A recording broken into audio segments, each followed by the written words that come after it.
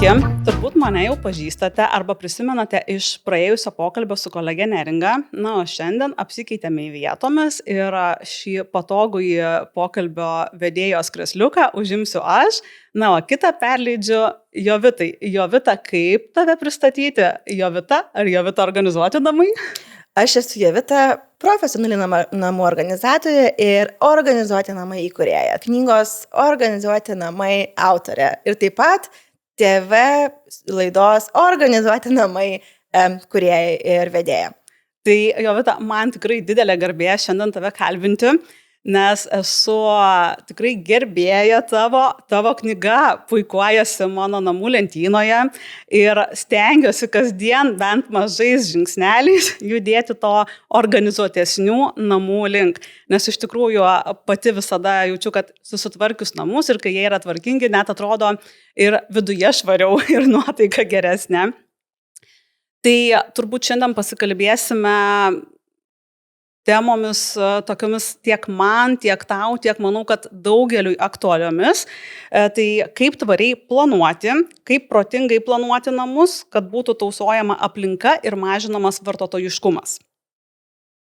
Gerai, tai mes pakalbėsime apie šitas temas, bet gal pradėkime nuo to, kodėl mums to reikia visuomeniai šiuo metu reikalingas tas tvarumas ir kodėl mes turim tausoti planetą, tausoti save iš tikrųjų, nes mes toje planetoje ir gyvename. Tai pirmiausia, ką mes turime sustabdyti, tai sustabdyti pirkimą daiktų. Nes mes ką darome, mes perkamės iš Kinijos, perkamės iš Indijos ir perkam ir siunčiamės ir taip eikvojame visos planetos resursus. Tai kodėl mes perkame? Nes mes kartais nerandame dalykų savo namuose, savo stalčiuose, savo spintelėse ir mes tiesiog perkam po 10 kartų tą patį daiktą, nes mes nerandame ieškodami greitai daiktų. Iš ten aš ir gimiau, mano verslas gimė, mano knyga gimė už nesusitvarkymą su savo daiktais. Tai aš galvoju, kad pirmiausia nustokim pirkti ir tada mums planeta padėkos. Tai kaip tik praeitoje laidoje su Neringa apie tai ir kalbėjome, kad vis dėlto tas tvarumas yra labai paprastas dalykas, tai yra tiesiog sąmoningumas. Tai manau, kad nuo to visiems ir reikėtų pradėti. Na, o sakykit, kokios yra pagrindinės problemos, su kuriomis susidurėme namuose, kalbant apie organizuotumą ir apskritai tvarką? Tai čia daug problemų. Na, bent keletą pagrindinių. Nes tikiu, kad neužteks čia mums laidos laiko. Žinokit. Mano verslas gimė prieš 8-7 metus, kai aš suvokiau, kad nueidama pas savo draugės Anglės, nes aš gyvenau Lietuvoje ilgus metus, 18 metų, ir Anglijoje ten iš vis perka, ten tik perka, daugiau nieko nedaro, jos shopping is the therapy.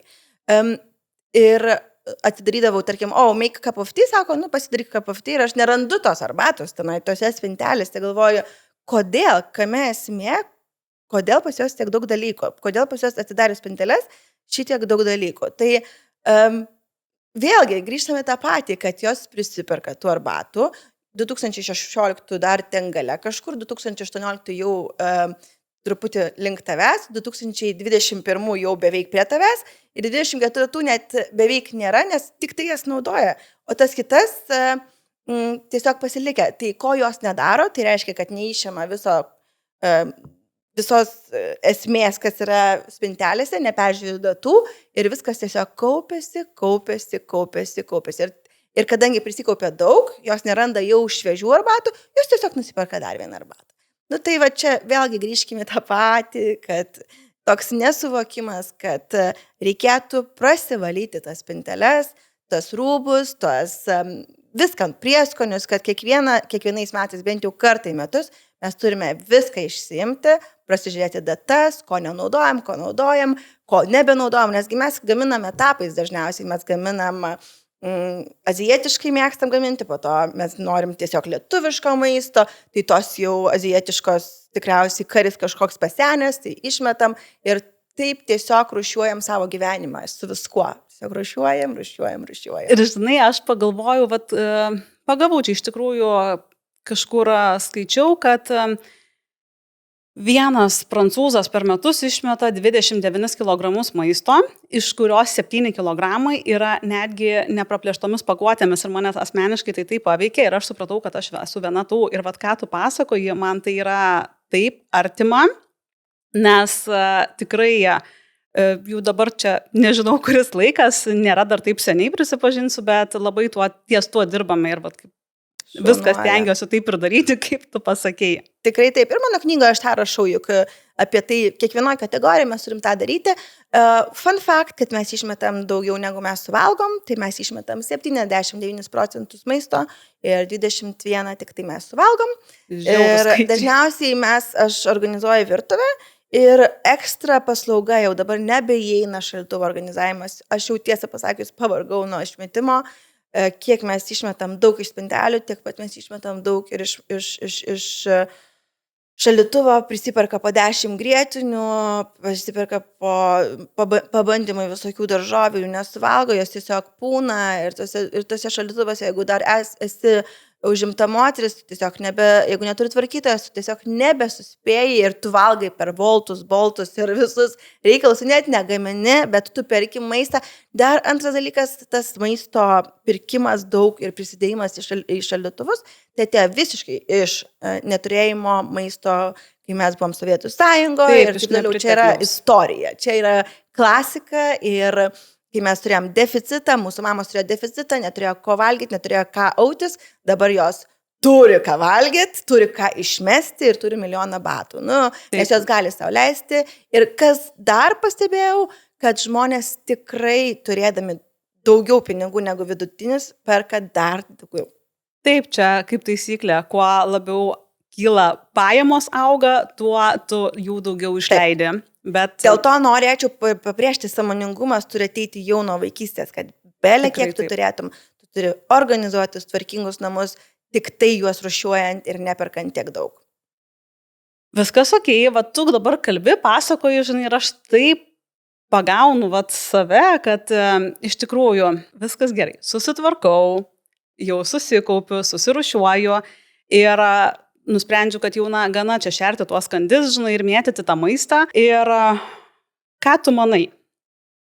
Po darbo savaitės, nes, žinai, dabar ypač rugsėjais, lekiam, bėgam, mokyklos, darželiai, aš pasižiūriu, kad pas mane ir vėl tas chaosas lentynose ir, beplanuojant virtuvę, tikrai turėjau tokį didelį iššūkį, kaip čia man dabar viską taip protingai susidėti, kad aš viską greitai raščiau, po ranka viskas būtų, atrodo, aiškiai sudėta, kad nešvaistyčiau, kad norėtųsi ateiti ir gaminti ir kad po tos savaitės vėl nebūtų to chaoso, tai kaip susikurti tą nelaikiną tvarką, kad po vienos dienos vėl viskas neapsikrautų, gal kokių patarimų turi? Aš nelabai tikiu, kad po vienos dienos, bet dažniausiai, kada apsiteršia ir chaosas ateina, tai po apsipirkimo. Tarkim, tu visą savaitę dirbi, pietus vakarienė arba pusryčiai vakarienė, čia užsisukus darbai, vaikai, namai. Ir tada šeštadienį, sekmadienį tu važiuoji į promą ir užsiperki maisto, ar ten, kur jūs užsiperkat. Ir atvažiuoji ir, žinot, mums reikia pamokas daryti. Davai belė, kur susikešėliojam. Kad tik ant akių nebūtų. Tada vėl ateina pirmadienis, antradienis, trečiadienis, ketvirtadienis, penktadienį tu atsipalaiduoji, jau ten pisos tykavai. Ir vėl šeštadienį tu apsiperki tą ir tu jau žiūrėk 2 savaitės, tu jau tik kimši viską iš to promo, iš Lidlo, iš Maksimos daiktus. Ir tada mes jau turim tą chaosą. Bet kada tai būna? Jeigu tai nesuorganizuota ir jeigu tai yra pridėta daug ryžių, daug makaronų, daug prieskonių vienoje spintelėje, tai tu ir ant viršaus dėti. Bet jeigu tu susiorganizavai namus pagaliau, tu nusipirkai indelių, tu nusipirkai dėžučių, tu nusipirkai segtukų ir viskas susidėjo jau į tas dėžutės ir tavo jau atsidarius spintelę, tu matai, kad ryžiai turi savo dėžutę, grikiai turi savo dėžutę, negi tu imsi dabar grikius ir ant viršaus padėsi, ar šalia padėsi. Tai... O kur tada juos padėti, jeigu aš jų dar nusipirkau neapsižiūrėjus? Tada tu turi turėti arba stalčių, arba dėžutę, arba spintelę su dalykais, kurie yra sandėliavimui. Tai yra ekstras, kaip mes vadinam birus, ekstras. Ir jeigu tu pabaigi grikius, tu pasižiūri tą dėžutę arba tą stalčių, jeigu ten nėra, tu tik tada perkiesi. Tai vėlgi apie sąmoningą apsipirkimą tu susiplanuoji jau prieš einant į parduotuvę. visiškai tu Susižiūri, atidarai, pasidarai sąrašiuką. taip, atidarai spintelę ir tu matai, o jeigu pas tau viskas tose maišiukuose, čia sėklos belia kur, ten kuskuskas belia kur ir Taip. ten duonytės belia kur, nu tai aišku, kad tu pirksi antrą kartą, nes tu nematai, ką tu turi. Bet jeigu tu atsidarai ir tu turi visą, arba ten į stalčių ir ten viskas suklijuota lipdukais, tu viską matai ir turi kontroliuoti. Tai dabar Jovita, žiūrėk, man dar toksai klausimas aktualus, nes, nesu aš labai tokia tikrai didelė maisto ekspertė, gaminu, nes, reikia visiems valgyti, taip, bet ypač jeigu noriu kažko naujo pabandyti, kažko dar neišbandyto, aš susipilu tas dėžutės, tiek jau susitvarkiau, tikrai tavęs paklausiu, susidėjau, bet aš paskui nebeatskiriu, kas ten yra, nes iš pradžio atrodo viskas čia aišku, čia juk kukurūzų miltai, čia juk šios maltos avižos, čia kuskusas.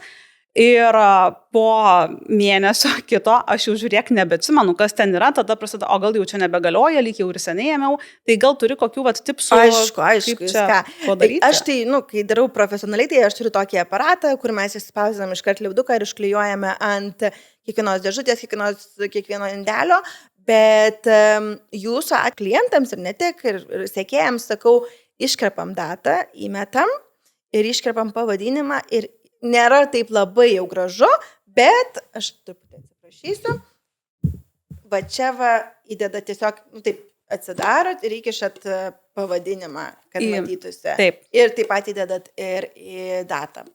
Ir jeigu jūs bent kartą per metus prasižiūrit, niekada neišeis iš galiojimo. Tai, supratau. Nes biurus produktai apie 2 metus galioja, jie ilgai labai galioja. Taip, ilgas galiojimas ir dar, jeigu indeliai yra hermetiški, tai automatiškai nepatenka drėgmė, apsauga nuo kandžių. Aš turiu, žinok, šitos jūsų indelius apie metus, kandžio aš turiu, su rūbais turiu problemų, bet jau levandos ir visa kita ten vedinimas jau išnaikino, bet čia pas mane neatsirado, žinokit, kandys ir tikrai. O jeigu atsirastų kandys, tada reikia įmesti lauro lapelį į vidų. O, šito nežinau. Jo, lauro lapelį ir turėtų išnykti ir išsivalyti viską actu. Taip, actu, bet jau ten jeigu įsiveisė, bet aš netikiu, kad ten labai jau ten įsiveistų. Pamatysit, jeigu labai daug jų, tada jo, bet jeigu vienas, tai gali būti irgi atsineštas iš mūsų parduotuvių. Taip, esu kažkur skaičiusi, kad jie buvo iš parduotuvės. Ypač tai vyko karantino metu, kai buvo atnešami jau nes mes ten pirkom nenormaliai. Ir kai karas prasidėjo, irgi mes pirkom ten nenormaliai. Ir jiems jau nebeužteko lentynose, tai jie ten iš kažkokių sandėlių atneždavo mums. Taip. Ir ten sandėliuose ten po 100 metų būdavo ir su tom kirmelėm ir mažytėm kirmelytėm atneždavo ir mes nusipirkdom ir į namus atneždavo. O dabar, žinai, man dar tavęs beklausant toks iškilo galvoje klausimas apie stiklinius indelius. Ką tu manai apie tuos visus stiklainėlius? Ar jie taip pat lengvai pritaikomi produktų laikymų, nes visgi yra tai stiklas, ar jie turėtų būti kažkam kitam geriau naudojami? Aš labai mėgstu, žinokit, aš mėgstu ir gerą BPI plasmasę, bet aš mėgstu ir stiklą, nes man pasiteisino, taip pasakyčiau. Ir aš 3 metus naudoju su klientais tuos stiklinius. Svarbiausia, kas turi būti geras dangtelis. Taip, nes jie irgi yra ir hermetiški, sandariai užsidarantis ir tikrai lengvas naudojimas. Visiškai, jo. Nes žmonės tikrai labai daug kas nemėgsta plastiko, nes jiems plastikas yra normalu. Segmentas. Bet aišku, reikia žiūrėti, koks plastikas, ar jis perdirbamas. Aš tai žiūriu tokius dalykus. Be aš abejo. neperku ten iš Pepko, ar ten iš kažkur, kur ten nežinia, kur ką, ar ten šis galima laikyti. Aš visada sakau, kad pirmiausiai mums reikėtų pasižiūrėti, patiems suprasti, ką mes perkame ir žinoti, nes ne visas plastikas yra blogas, kaip ir galbūt ne visas stiklas yra tinkamas laikymui. Tai tiesiog reikėtų būti sąmoningesniems ir šiek tiek atsirinkti informaciją, nes jeigu mes išgirstam tik kažkur per televiziją kažkokią ar kažkur tiesiog internete kažkokią, tai dabar čia ypatingai mėgsta kalbėti įvairūs žmonės, bet kokią informaciją, nereikėtų aklai pulti visko keisti ir pirkti, nes gamyboje tikrai, jeigu yra nenaudojama jokių kenksmingų medžiagų ir jie yra sertifikuoti ir atitinkantis, o tikrai mūsų kokybė tikrina labai stipriai ir joks kenksmingas produktas net nepatektų į lentynas. Tai reikėtų ir pirmiausiai patiems turėti tą supratimą. Perki, už kiek perki, tikrai labai reikia žiūrėti, vis tik tavo maistas. Ir aišku, aš nežinau, labai žmonės iš tikrųjų taupo gal ne ten, kur reikia. ant ko labiausiai netaupyti reikia, aš visada klientams sakau, netaupam ant birių produktų indelių. O va čia vis atrodo, kiek jų daug reikia ir ta samata atrodo tokia žvėriškai didelė. Žinokit, mano, jeigu reikia birių produktų, samata beveik dvigubai, žinokit. Taip, aš žinau, kad aš sakau ir klientams dažnai, kad jūs geriau pasirinkite kokybišką sprendimą, geriau jūs supirkite per kelis kartus, bet susipirkit kokybišką, tai jums tikrai tarnaus ilgai ir jūs džiaugsitės naudojant.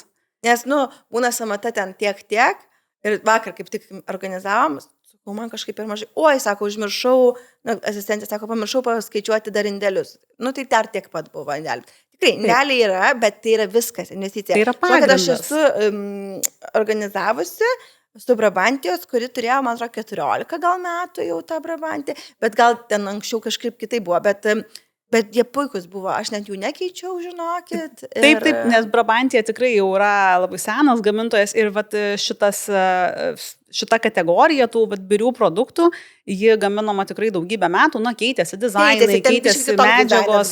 Taip, bet iš esmės pats produktas tikrai aš kai kuriuos irgi naudoju jau labai labai seniai. Tai va, jinai investavo, tada sakė, jinai labai daug investavo, beje, gal dar brangiau buvo tais laikais ta Brabantija, bet gal net ne Brabantija vadinosi, bet sakė, kaip Brabantija. Žodžiu, nepatikslinsiu, bet žinau, kad kaip Brabantija buvo ir kad tikrai tie geri, spalva, man atrodo, keista, kitokia buvo. Ten buvo ir rožinių, man atrodo, rožinių, visokių yra, ten būdavo kas kelis metus. Bet mes nekeitėm, žinokit. Tai va, 14 metų ir jinai dar tiek pat naudos. Tai 28 metai, tu investavai 100-200 eurų, bet tu turi tvarkingą spintelę.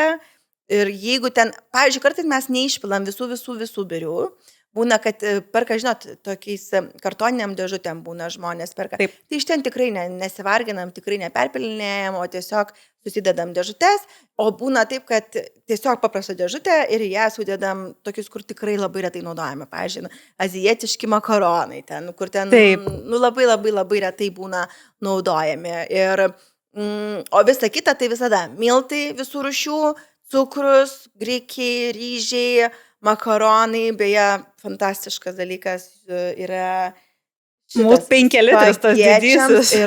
Ir šitas, mano išgelbimas, mano darbė šiuo metu miltams dar truputį kitoks. Taip, dar tarpinė talpa yra. Taip. Aš pati jį naudoju namuose, tai berods pusė šito. Tikrai taip. Tai nerealu ir mano sūnus labai mėgsta blynus kepti, jam labai patinka, tai va, toksai pagrindas, va šitos visada turi. Tai va, jeigu turi bent jau 10 indelių, kas tikrai yra, nėra kosmosas susipirkti. Taip, palyginti su tuo, kiek mes išmetam, tai čia yra tikrai juokas. Taip, ir įsimesti datą, ir įsimesti kažkokį lipduką, ar užsiklijuoti lipduką, kas tai yra, o visą kitą, ką mažiau naudoji, tada jau susidėti ten ar stalčių kažkur dėžutę. Taip, ir man dar kas patogu, bet aš naudoju namuose šiuose dar, kadangi jau mes pusę kojos kelsimės į naujus, tai ten jau viską organizuosios nuo nulio. Aš galiu pagelbėti, aš turiu šitą mintį, kad vis dėlto naujose namuose norėčiau pradėti jau nuo tvarkos. Tai bet ir dabar pas mane yra lentynoje, nes stalčiuje, tai man labai patogu, kad irgi dedasi vienas ant kito ir taip taupo vietą ir aš visada, kadangi jie yra skaidrus, tai visada matau, kas ir kiek dar likę. Tai kai būdavo uždari, tai kitą kartą tikrai grįžti, miltų nėra, ir tada jau... Jo, aš rekomenduoju. Nebent čia būtų peršviečiamas dangtelis, tada jau rekomenduoju dėti į stalčių. Bet žinok, šiaip patogiau paimti iš lentynos. Taip, man visai pasiteisino šitas. Podelius, taures ir stiklinės rekomenduoju dėti į spintelę. Tai aš viską taip ir laikau. Šaunuolė. O visą kitą, dar tuos prietaisus virtuvinius dar irgi geriau negu iš stalčiaus, nes prieš stalčiaus prisiklijuoja, tai geriau kartais iš lentynos. Bet čia irgi labai priklauso, 2 dalykai. Labiausiai, ko nerekomenduočiau dėti į stalčius. Supratau. Tai žinok, grįžusi namo, aš dar viską peržiūrėsiu, ar viską aš ten normaliai ir taip tikrai tvarkingai ir patogiai susidėjusi. Na ir dabar, žinai, man vis atrodo, kad apie tą pačią logiką išdėliojimo man visada atrodo, kad aš toks iš esmės esu šiek tiek toks labiau planų ir logikos žmogus ir kad atėjus į bet kokius namus atrodo, man turėtų, jeigu reikia kažkur tai varžto, aš turbūt eisiu į kažkokį sandėliuką arba į garažą, taip, jeigu man reikia keptuvės, aš jos ieškočiau bet kur benueičiau, turbūt kažkur prie kaitlentės ar orkaitės. Ir dabar sakyki, ar organizuojant namus visgi reikėtų laikytis to instinktinio žinojimo, kur yra daiktų vietos. Ar jis iš viso padeda, ar kaip tik labai sumaišo gal kortas planuojant tą tvarką? Kaip čia yra? Oi, ne, čia pagrindas. Visas, žinot, yra taisyklės visame kame. Apskritai, visam gyvenime yra taisyklės. Ir buityje yra taisyklės. Ir aš profesionali namų organizatorė nepatapau per dieną. Tai buvo 2017 metais priimtas sprendimas, kad aš noriu pasibaigti tam tikrus kursus. Tai yra 1,5 metų mokiausi, kaip ergonomiškai sukurti namus. Tai yra kaip sukurti virtuvę, kaip sukurti drabužinę, kaip sukurti vonę, kaip apskritai turi veikti gyvenime minimalistiškas gyvenimas, ne chaotiškas, ne daug daiktų prigrūstas ir taip toliau. Tai palaipsniui tiesiog aš jau dabar matau, kad visa mano sistema veikia, kiek dirbau su žmonėm, kiek pati išmokus, ką išmokau, duodu savo klientams, per visas konsultacijas, per apskritai organizavimą, padarau tą trikampį. Tai yra, turi būti kažkoks trikampis, kad pasimtum kažką iš šaldytuvo, kažką nusiplautum, kažką pjautum ir viskas turi veikti palei tavo kaitlentę. Kaitlentė yra tavo ašis. Žmonės šiais laikais nebegamina daug ant kaitlentėse, galiu pasakyti. Yra toksai termomiksas, kuris ten padaro visus reikalus. Arba karšto oro grūzdintuvės. Bet tada vis tiek turi kažkur tenais vykti. Nes tu verdi makaronus, kiek tau reikia puodo, tau reikia vandens, tau reikia kaitlentės. Turi makaronas būti, turi vanduo būti, viskas turi greitai pasiimti. Tai tas trikampis turi atsidurti ir taisyklės yra būtina. Ir netgi chaotiškam žmogui tai yra labai toks paskatinimas, tikrai sako, kaip logiškai, kaip aš nepagalvojau.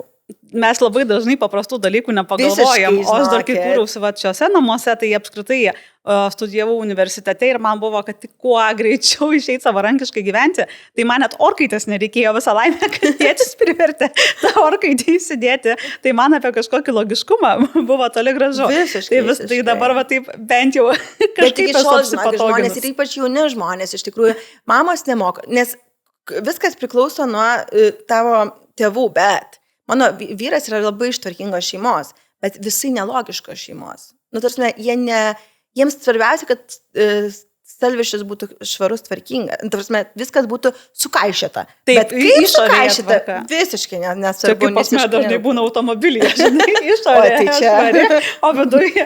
Su automobiliu net ir man reikėtų kursų šiaip jau, jeigu ką. Gal kas nors yra, turit kursų tokių, kad būtų jūsų mašinoje. Tai kaip būna namuose, tai net nenoriu pagalvoti.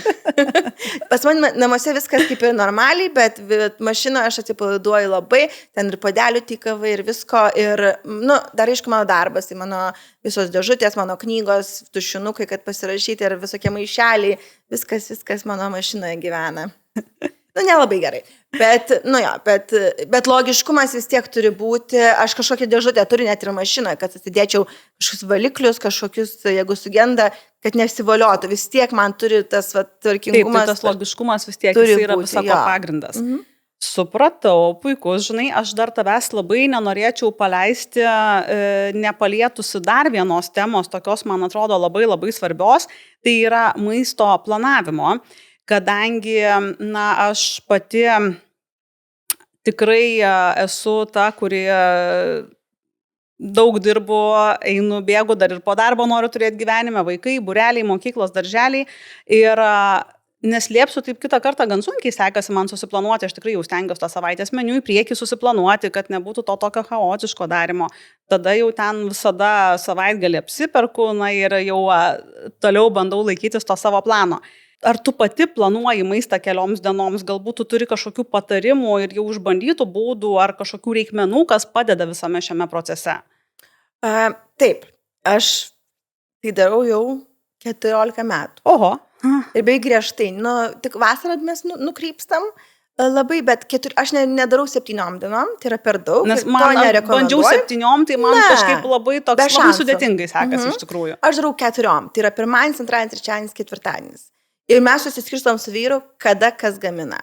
Pavyzdžiui, aš žinau, kad savo grafiką, kada aš organizuoju, kada šiandien aš gaminu. Bet šiandien yra arba takeaway, arba fake takeaway pas mus. Taip yra penktadienis, taip.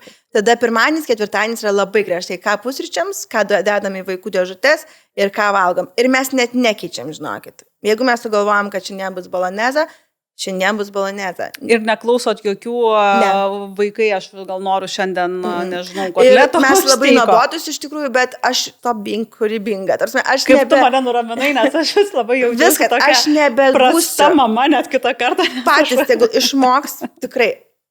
Per 4 dienas aš esu visiškai, ką visi mėgsta, ką visi valgo, kad visi būtų sotus ir daug būtų, kad būtų brokolis, kad būtų grikės, kad būtų mėsa, taip, kad būtų įvairus subalansuotas maistas, kuris jau patikrintas per 14 metų, kas ką mėgsta, kas ko nemėgsta. Išėmėm tuos dalis, ką nemėgstam, tai būna, jeigu Dominika, tarkim, mano vaikas kokiam gimtadienį, tada žinau, kad jau jis bus gimtadienį, ten pavalgys picų ir nesąmonių, tai reiškia, kad mes darom, ką mes mėgstam 3 valgym, pavyzdžiui, indišką maistą, nes mano vaikas kitas nemėgsta. Šiek tiek pasiplanuoja. Tai tas šeštadienis, sekmadienis man visada būna, planuojam, žiūrim, darom. Man vis atrodavo, tu dar ir savaitgalį dirbti reikia. Aš žinau, kad čia yra pusę valandos reikalai. Taip, kažkaip įpranti ir visai. Taip. Ir man tai, pavyzdžiui, kai buvo finansinė krizė pas mus kažkada, tai irgi vis tiek jauni buvom, tai tas tikrai labai taupo pinigų. Labai. Dabar aš net jau įpratus ir net nežinau. Aš žinau, kad aš tiek ir tiek išleidau pinigų maistui. Man daugiau ir mažiau nebūna, nes beveik tas pats visada perkama. O man, žinok, dabar, žinai, kadangi irgi kursimės naujose namuose ir, turiu aš tam tikrų svajonių juose, kur norėčiau įgyvendinti, tai man dabar tokia paskata taupyti, nes kai paskaičiavau iš tikrųjų, kiek išmetu, greit sukalkuliavau, kiek čia pinigais ir supratau, kad ne, tai mano tas svajonių sofa gali tikrai stovėti kitame. Žinokit, tikrai taip. Tai tikrai labai ir man, aš žinau, kiek aš maistui, pavyzdžiui, mano draugai, tai ten, kiek mes šią savaitę išleidom daug maisto, galvoju, tarsi, kodėl? Tai jeigu jūs būtumėt, susiplanuotumėt, kad nei mažiau, nei daugiau. Bet šiandien ryte mes pritrūkom duonos, kas mums biškis sunervino mūsų, bet dėl to, mes su vyru sakom, kaip mes juk skaičiavom, kad viskas gerai turėtų būti, bet dėl to, kad mergaitė labai daug po mokyklos valgė daug tausto, pasitaustino, daugiau negu mes, labai norėjo valgyti, nors mes susitarę esam, kad mes neužkandžiavom prieš vakarienę, nes tada mes vakarienės nebevalgom, tada išmetam vakarienę. Tikrai taip. Tikrai, mes turim auklėti tuos vaikus, kad, tiesiog, kiek be turėtų pinigų, gerbti save ir gerbti aplinką ir gerbti visuomenę. Labai tau pritariu. Tikrai ačiū, Jovita, labai labai geri patarimai. Ir, žinai, aš dar norėčiau pasidalinti savo tokių trikų, kurį aš esu atradusi ir jau keletą metų naudoju, tai maisto šaldymas, kadangi tikrai man ta darbo savaitė tokia būna chaotiška ir jeigu tik dar kažkoks kamštis, kažkas neplanuoto ir man jau viskas griūva, tai aš būna, kad užsišaldau jau paruoštukų, tam naudoju, mes turim jau pati pirma ir bandžiau, kai atsirado Pyrexo stiklinės formas ir aš jau ten, tarkim, net būna pasiruošiu ir kokį darytą papriką ar kažką, susidedu į tuos stiklinius indukus, užsišaldau ir jau po darbo man belieka tik tai išimti iš kameros ir šauti į orkaitę, o tie indeliai dar yra labai atsparūs aukštom temperatūrom, net iki 220 laipsnių. Tai man net nereikia sukti galvos, aš tiesiai iš kameros dedu į orkaitę, po truputį šyla ir atšyla, žodžiu, kepa ir man ramu, kad netrūksta visiškai tie indeliai. Tai sakykime, noriu tavęs paklausti kaip ekspertės, ar kokie išsiugdyti įpročiai prisideda prie organizuotumo apskritai, ar bendro gyvenimo planavimo, mes juk galim ugdyti visus tos įpročius. Taip, labai, žinokite, šiaip dažniausiai, žinokite, išsiugdo pinigų stygius arba taupimas. Nebūtinai, jeigu tu supranti, kad tas suvokimas turi ateiti, kad žiūrėkit, jeigu aš apsipirksiu ir nevalgysiu čia kavinėse, negersiu tos kavos milijonus kartų ir neimsiu takeaway padelio, to, papirinio, taip, kad čia susitaupysiu pinigų. Ir tas prasideda, kad tas toksai suvokimas, kad aš galiu pataupyti, po to pradedi domėtis, kuo dar aš čia galiu pagerinti tą visą planetą ir taip toliau. Tai čia yra suvokimo reikalai. Daugiau, žinokit, belė kiek tu sakysi, kafeiną neik savo paaugliai, dukrai. Nelabai jinai klausys, nes jos visos draugės, bet jeigu gal visos draugės susigalvotų, kad gal davai nebeinam į tą kafeiną, nebegeriam tos matės, tai gal tada ir paklausytų, bet šiaip tai po truputį tos vaikus auklėti ir save, šiaip jeigu ką. Taip, kai aš sakau, visada turim pradėti nuo savęs, tai aš pats tą patį vis kažkaip man taip atrodė toli tas tvarumas, ne man taip atrodė taip sudėtinga, čia labai daug sąnaudų reikalauja ir paskui kažkaip, kai supranti, kad čia juk tai yra tokie paprasti žingsniai, jeigu jau tu taip nori tos kavos, tai neški savo puodelį. Visiškai. Ir tikrai labai smagu, kad net seniau ir nebuvau žinojusi, net reklamų aš nematydavau, kad atsinešu savo puodelį, dažniausiai dar ir nuolaidą gauni. Taip. Ir mačiau dabar ir indėlius atsinešus kažkur gauni nuolaidą. Žinot, bet aš visada galvoju, kad ne tik nuo mūsų priklauso, juk. Turi ir imtis visos didelės kompanijos tuo užsimti. Mes negalim vien tik mes išgelbėti pasaulio, dėja. Taip, bet kiekvienas prie to prisidėti bent mažais žingsneliais. Ir tuomet gaunasi valstybė daugiau pasistengtų ir taip toliau, bet čia visi kiti niuansai politiški. Tai. Bet jeigu nuo savęs, tai mes padarom tiek, kiek mes galim padaryti iš tikrųjų. Tikrai taip. Visiškai pritariu tau. Na, ačiū tau, kad pasidalinai savo patirtimi ir naudingais patarimais, žengiant tos tvarios ir organizuotos kasdienos link.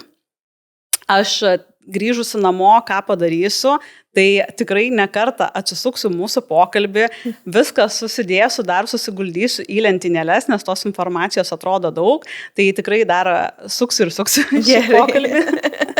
Ir žinai, šiandien dar tokį savo išsikėliau tikslą, kad vis dėlto tas planavimas ir organizavimas man taptų įpročiu, o ne tuo tokiu prabėgom kažkur tai nuolatiniu tvarkymusi. Nes aš irgi tokia nebuvau. Kokia dabar esu ekspertė tuo labiau. Tai tikrai nebuvau, sakau, 2017, tai yra 7 metai šito link, bet kiekvieną dieną. Aš iki šiol dirbu ties tuo kiekvieną dieną. Neturėti kremukų, nepasigauti ant reklamų. Taip. Pagauti perpirkinėtojus, kurie perka iš Kinijos ir mums parduoda 10 kartų brangiau. Tokių dalykų, bet čia yra jau, žinai, amžius mano duoda savo patirtis, gyvenimas užsienį ir taip toliau. Tokie visokie prisideda prie to dalyko. Bet labiausiai, tai išmokstas mokslas, tai išmokti, po to praktikuoti ir tada jau tampa įgūdis ir taip toliau. Kaip ir su viskuo, nueiti miegoti be telefono, labai sunku, bet žinokit, jau beveik lygmenį tada pasidaryti ne 2 valandas skrolinimo per dieną, bet 40 minučių skrolinimo, kas nepavyksta, nes tai yra mano darbas, aš esu kontento kūrėja taipogi.